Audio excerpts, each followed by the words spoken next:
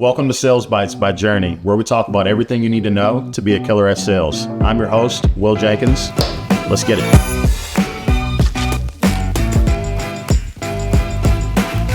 Today's episode is brought to you by Revinova. Revinova solves the transportation management challenges facing 3PLs, freight brokers, carriers, and shippers with multimodal TMS solutions powered by the #1 CRM platform, Salesforce.com. Serving the logistics industry since 2014, Revinova TMS customers benefit from increased sales velocity, improved service quality, higher employee productivity, and lower IT costs. Hello, and welcome to Sales Bites by Journey. My name is Will Jenkins, CEO and founder of Journey, and I am joined today by Gabe Ribeiro, Senior Director of Partnerships and Marketing at Hey Bubba. And I must say, I did not know how to pronounce that correctly until about 35 seconds ago, but I love to make sure I say people's names right. So I appreciate you for giving me the heads up. For sure, man. Yeah, especially after a decade of friendship. This is the venue to ask. And yeah, Portuguese is a little tricky. The R's are kind of sound like H's. So you nailed it though, Ribeiro. Thanks for having me on, man. Will, you're a legend as well, in this space. And my name's Gabe Ribeiro. We met at Coyote Logistics when I started there a while ago. I've been in the transportation and freight tech space for about 15 years now. Started at Coyote in 2011, went through some acquisitions, worked on the sales team, both carrier and customer facing. Also worked on the asset side for a while, moved abroad and worked in Brazil in the first 3PL brokerage back in 2017 after the UPS acquisition. And now, sorry, I need to drink some water too. I saw you over there. Yeah. As well. I got my little million dollar cups here. It's like this community thing that we do in Ann Arbor. But the past 4 years, I've been in the freight tech space. So excited to be on here and share some insights. Beautiful, man. Well, I appreciate you taking some time to jam with us today. Before we dive in, let's talk about your fun fact. What you got for us? You're probably going to hear it, and you probably heard it already in just the past. English is my second language. I was born in Brazil, and we immigrated to Michigan in 1992. So sometimes my brain, I guess you would say in AI now, that it hallucinates, with sometimes I'm thinking in Portuguese and then I'm speaking in English and vice versa. So you'll see me slip up or say something that's very, out of left field. But it's mostly because the processing time sometimes for me, with English being the second language, it makes it for a fun conversation. Awesome. Well, I hope that we get a couple of hallucinations today as we get into some fun sales bites, man. We're going to talk about building real relationships in an interesting space now where AI is very prevalent. So I'll let you go ahead and take it from there, and I'll ask some questions. So what you got for us? Yeah, man. When we first started kind of chopping it up here and thinking about ideas, it's funny because I work at an AI company now, right? So there's definitely a place for AI in terms of the way that we tackle tasks. But I think in this digital world, especially after COVID, it's really hard to get a true connection with somebody because everything you see nowadays is spamming. You don't know if it's a real person or not. So I really wanted to kind of take a deeper dive on how to develop real relationships and all of the noise, outside of AI. You should be using AI every day. It's going to be replacing your jobs. So I think the real human connection is your competitive advantage more than ever before. So I really wanted to kind of dive into why I think authenticity is a new currency within the sales environment, and how to maybe tailor your approach to build these real relationships. Because we're all human, right? It should be we should be making connections based on the human level first, and then business second. And a lot of these things is, how do you plant the seed now and maybe not get the outcome you want, instant gratification right away, but know that these relationships, maybe 5 years down the line, 10 years down the line, how they can really make an impact in your professional and personal career as well. Yeah, I think that matters a lot, specifically when you look at how much content is auto or AI generated, or how many emails, all these different things that people use to be more efficient. But it doesn't make the interactions very authentic. So you mentioned that today. And when you think about even working at a company that's building AI, how do you focus as an individual on the relationship first, and then maybe the business or efficiency stuff second before those opportunities move forward? Right. Yeah. And like, what are you trying to solve? Like, just really focusing on like asking better questions. Like I posted something on LinkedIn like a little while ago about like active listening versus like feeling heard. And you really want, in terms of sales or really anything, even like relationships or your partnerships, you really want the person to like, you want to reiterate what they're saying to make sure that like you can validate it.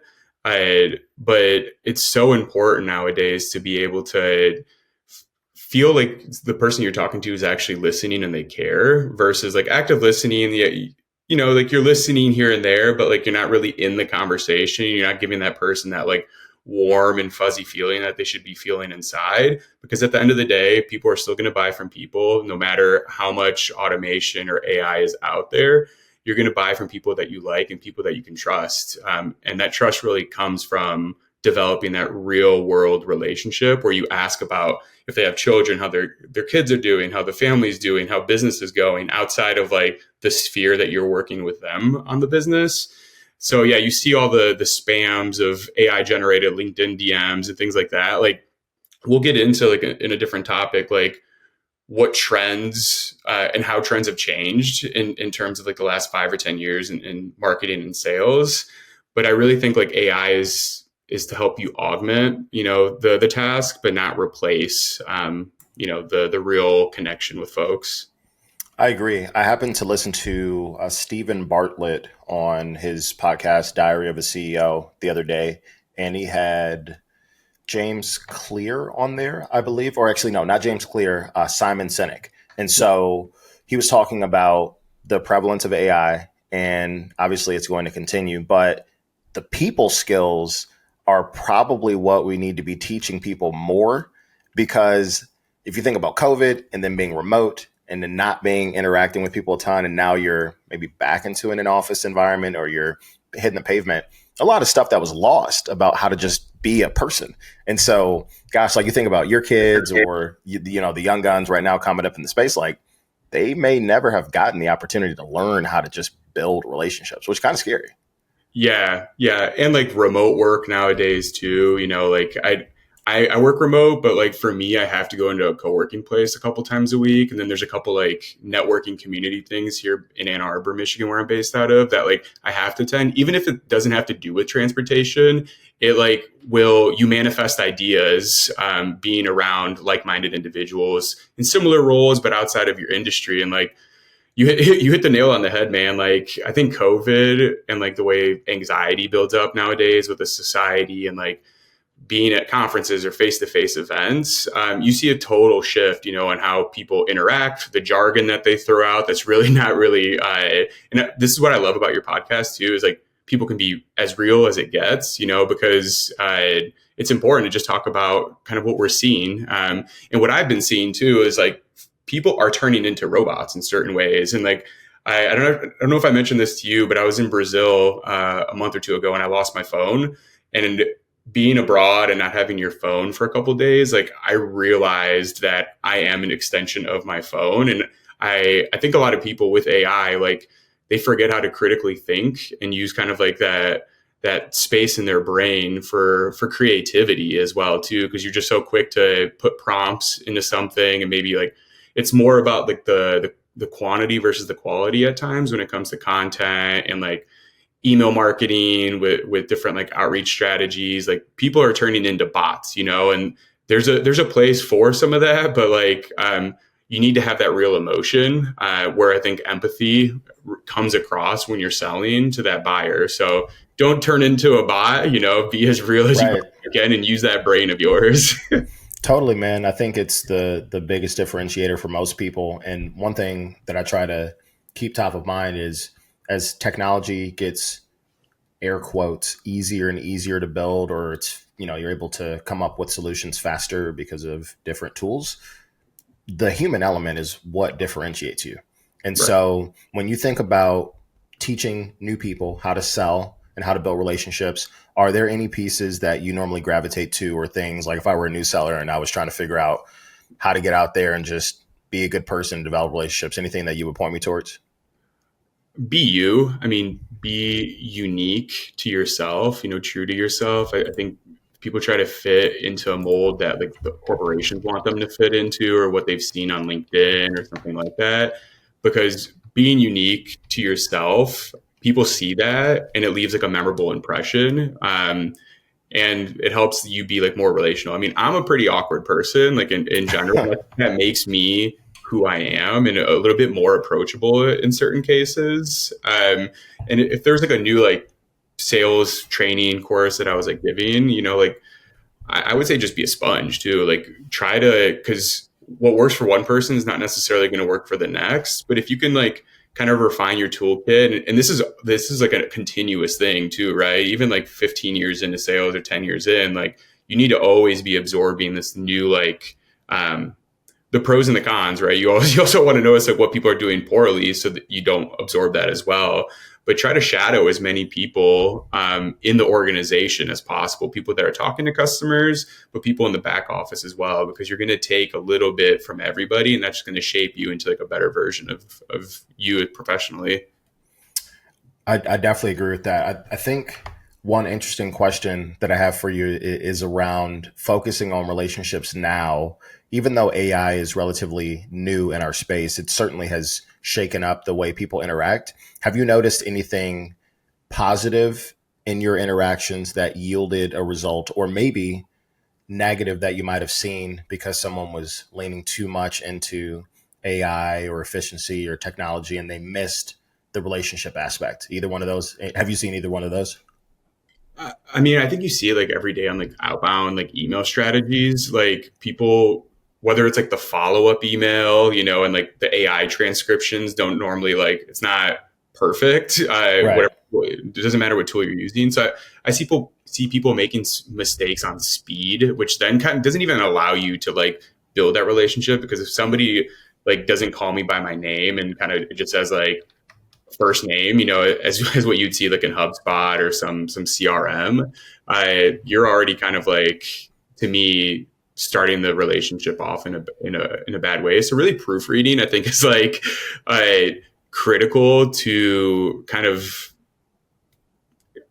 create that connection digitally with the person, whether you know them or not. So that could be like even a text message, like understanding what the message that you're actually pause for a second. And that's one thing I was listening to a podcast. I'm not going to butcher who it was, but like that's the difference between AI and people, is that people can pause. And as you know, with like Jeff Silver and those long pauses, there's a lot of value that comes from that, like, and AI doesn't do that. AI is continuously going. So the difference between, I think, a big difference between like AI and people in general is that people could actually pause and stop and think, and then deliver something better and use that like brain of theirs versus AI. It's continuously going, and the speed sometimes will backfire when you're looking to really build something special with somebody.